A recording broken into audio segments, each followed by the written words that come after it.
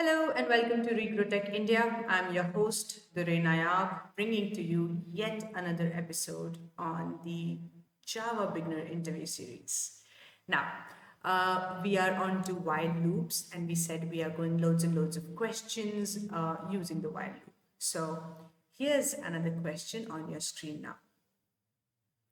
The question says that write a program to print the sum of numbers within a range. So earlier we have done questions wherein we have printed the sum of number of the first n natural numbers, meaning the first number was 1 and the last number was, let's say, n. So from 1 till n, or rather n could be anything, 5 or 10. So from 1 till 5 we were printing the number, or we were getting the sum. Here, it could be anything in the range. So let us say int sp for starting point is equals to 26. I'm taking a random number. Int end point is equals to 30. Okay. Then in that case, so basically what happens in the logic is so simple here is that this is sp and here it is end point. Okay. So 26 and 30. What I'm going to say is while, and let me bring it here a little bit and zoom it out. Yes. So I'm going to say that while SP is less than equals to EP, starting point is less than equals to ending point, then do whatever. But in the end, you will have to increase SP plus plus, just like we were doing with I. Okay. So first SP is 26. After that, it is less only than EP because EP is 30. Then 25, 26 plus plus, it will become 27. So SP will come here. This will become SP. Then again plus plus will happen, 28. SP will come here. Then it will come to 29. It will become 29 actually. And then 30. This is how I'm showing SP is moving, right? Now we have to add the numbers also. By the way, this is just for me to show you how does this work. Let me go ahead and remove that. Uh-oh. Did I mess up? I kind of did. Okay. Just one moment. Yeah, never mind. I'll just, leave it there. Okay. So we were talking about as to what should happen now. So we are saying that this is how SP is moving. SP will go from 26 to 30. So all we need to do is add them. So all I'm going to do is take a variable int sum is equals to 0 and then sum equals to sum plus SP. And eventually, since we are doing that, so system.out.println print the value of sum. That's all. Okay. So the SP could be any number, EP could be any number, but EP needs to be bigger than SP. And so that the condition holds true, right? Because SP needs to be smaller. SP is less than equals to EP, right? So this is exactly what your program is going to be like. All we need to do is test it on Eclipse now. So I have already gotten the main function. All I'm going to do is say int starting point is equals to say 26. Int end point is going to be 30.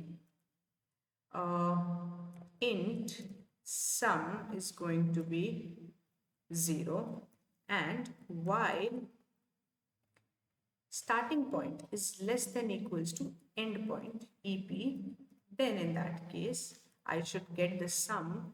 Sum is equals to sum plus whatever is the starting point. See, starting point is the one that is moving, meaning we are changing the starting point value. That is why we are adding SP. Please don't get confused that why are you adding the SP? It is the starting point only. No, it is not going to be the starting point always because I'm saying SP plus plus.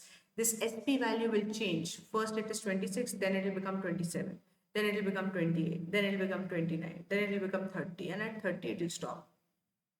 Okay, so even though I've taken a random variable SP that goes by starting point, but this is not actually starting point, and that's not the reason why we are adding it. We are adding SP because SP is going to be incremented. Okay, hope that is understood. Moving on, we will print sum is, never type is properly, plus sum. Now I have no idea what the value is going to be like. Let's see. So 140. So from 26 plus 27 plus 28 plus 29 plus 30 gives us 140, and that's our answer. Now let us go ahead and see what the dry run is going to look like. I think it's already understood, but it is important to understand the dry run so that you know how it is interpreted by Java also. So that whenever you see any program whatsoever, you are able to understand, okay, this is what is happening, this is how things work, and you will be able to get the output of any program. So dry run is very, very important. All you need to do is start by line number 1. SP is equals to 26. So SP 26, EP 30, and then sum 0. Oops, 0. Now first let me check, SP is less than equals to EP. Yes, it is, because SP is 26 and it is less than EP, which is 30. True. Then sum is equals to sum plus SP. Now sum is 0 right now, and once we do 0 plus SP, SP is 26. So 0 plus 26, you will get 26. Okay. Next, what is going to happen is SP is going to increment. So we are going to say SP plus plus, so 26 will become 27. Okay. Now again it will check, is SP less than equals to EP? So SP is 27, it is less than EP 30. Yes, that is true. Therefore, we will do, we'll go inside again and we'll have sum equals to sum plus EP. We know that whatever is the expression that is solved first and then it is stored in the variable. So we will have sum plus SP. Sum is, right now sum has 26. So 26 gone, 26 here plus 27. So 6 plus 7 is 13, 2 plus 2 is 4, 5, 53. So 26 plus 27 is going to be 53. Yes, next we will have SP plus plus. So 27, 28 it will become. Okay, so again it will check 28, is it less than equals to 30? Yes, it is. So it will add now. So we will have whatever is the latest value of sum 53 plus SP. SP is 28.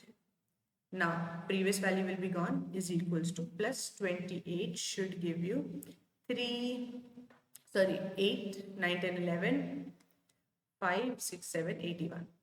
Right? So in the similar fashion, we will go up till 29 and then 30. As soon as it finds 30, it will of course be adding. I'm not going to solve the entire thing.